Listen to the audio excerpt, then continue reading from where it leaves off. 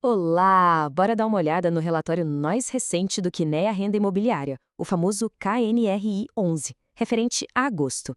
Já adianto que tem notícia boa com a gestão conseguindo reduzir a vacância de novo.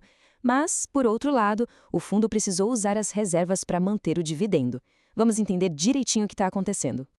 E vamos começar pelo que todo mundo quer saber, né? O dividendo. O fundo pagou R$ 1 por cota agora em agosto. Ou seja, manteve aquela consistência que quem acompanha o KNR11 já está acostumado. Para a gente destrinchar tudo isso, a gente vai passar por 6 pontos-chave. Primeiro, os rendimentos. Depois, os resultados e o que movimentou o mês. Aí a gente vê a ocupação e a vacância, dá uma olhada no portfólio e nos contratos, checa a saúde financeira e, no final, fecha com o balanço geral e a visão da gestão. Beleza, então. Primeiro ponto, rendimentos de agosto. Aqui a gente vai focar em dois indicadores super importantes, sabe? O dividend yield e o P sobre VP. Eles dão uma boa ideia do retorno que o fundo está gerando e se o preço da cota na bolsa está interessante ou não. Então, começando pelo dividend yield, ou DY, como a gente costuma chamar. De forma bem simples, ele mostra qual o retorno que o dividendo sozinho está trazendo em relação ao preço que se paga pela cota.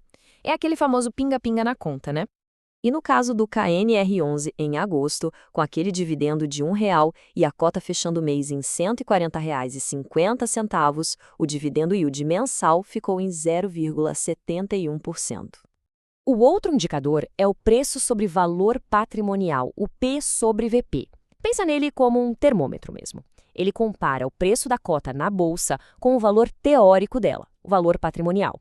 Se esse número está abaixo de 1, pode ser um sinal de que o fundo está sendo negociado com desconto. Uma possível oportunidade, quem sabe? E olha só, em agosto, o P sobre VP do KNR11 fechou em 0,86. Traduzindo isso, significa que as cotas estavam sendo vendidas na bolsa com um desconto de 14% em relação ao valor patrimonial, que era de R$ 163,25. Vamos para o nosso segundo ponto, então. Resultados e movimentações do mês. A gente já viu os números principais, né? Mas o que de fato aconteceu nos bastidores do fundo em agosto para a gente chegar nesses resultados? O grande destaque do mês, sem dúvida, foram duas novas locações. E não foi em qualquer lugar, foi no Complexo Rocha Verá, um ativo super estratégico. Entraram a AG Capital e a ECB, o que é ótimo para reduzir a vacância por lá. Agora, um ponto que chama a atenção na parte dos resultados. O fundo gerou em caixa 25,4 milhões de reais, mas distribuiu 28,2 milhões. Essa diferença de quase 2,8 milhões saiu do caixa que o fundo tinha acumulado. Por um lado, mostra o esforço da gestão em manter aquele dividendo de R$ 1, o que é bom. Mas, por outro, é uma prática que a gente sabe que não dá para manter para sempre, né? Fica o ponto de atenção. Beleza? Vamos para o terceiro tópico, ocupação e vacância. A gente viu que tiveram novas locações, certo? Então, qual foi o impacto disso nos espaços vagos do fundo? Bora ver os números.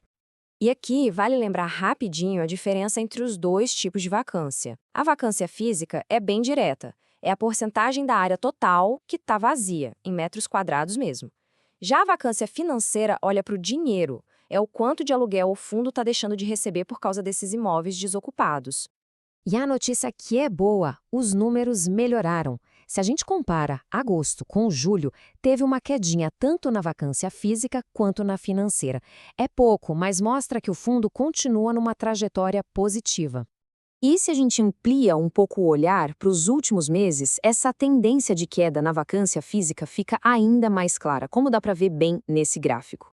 Partindo para o nosso quarto ponto, a análise do portfólio e dos contratos.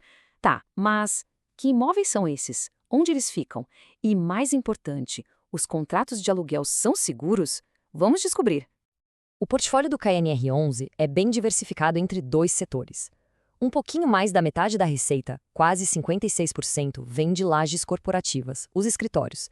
E o resto, uns 44%, vem do setor de logística. E, em termos de localização, a concentração é forte no Sudeste. São Paulo, sozinho, representa mais de 2/3 da receita. Depois vem Rio de Janeiro e Minas Gerais, completando o portfólio. E sobre o vencimento dos contratos, que é sempre um ponto de atenção, a situação parece bem tranquila no curto prazo. A grande maioria dos aluguéis, principalmente na parte de logística, só vai vencer lá para 2029 em diante. Isso dá uma boa previsibilidade de receita. Agora, um assunto crucial para qualquer análise de fundo imobiliário: a dívida. Então, a pergunta que fica é: o KNR11 é um fundo muito endividado? Vamos ver. Atualmente, o fundo tem basicamente duas dívidas principais, que somam 345,3 milhões de reais. Uma parte está ligada ao financiamento da obra do Bill Square e a outra é um CRI de um centro de distribuição em Cabreúva. Mas o que esse número representa no todo? Bom, essa dívida equivale a cerca de 7,5% do patrimônio líquido do fundo. É um nível de alavancagem considerado baixo e bem saudável para o setor. E para a gente fechar nossa análise, vamos para o último ponto, o balanço do mês e a visão da gestão. É hora de juntar todas as peças e ver o quadro completo. Fazendo um balanço do mês, a gente tem uma história com dois lados, né? Nos pontos positivos, a vacância continua caindo, o que é excelente. Os dividendos de R$ 1 por cota se mantêm firmes. E tivemos novas locações num ativo importante. Já nos pontos de atenção, a cota ainda está negociando com aquele desconto que a gente viu, o fundo precisou usar reservas para complementar a distribuição e ainda existe uma vacância um pouco mais alta em alguns imóveis no Rio. E a própria gestão reforça essa leitura no relatório. A mensagem principal deles é justamente essa. Em agosto, seguimos com avanços consistentes na redução da vacância. O foco, claramente, está aí.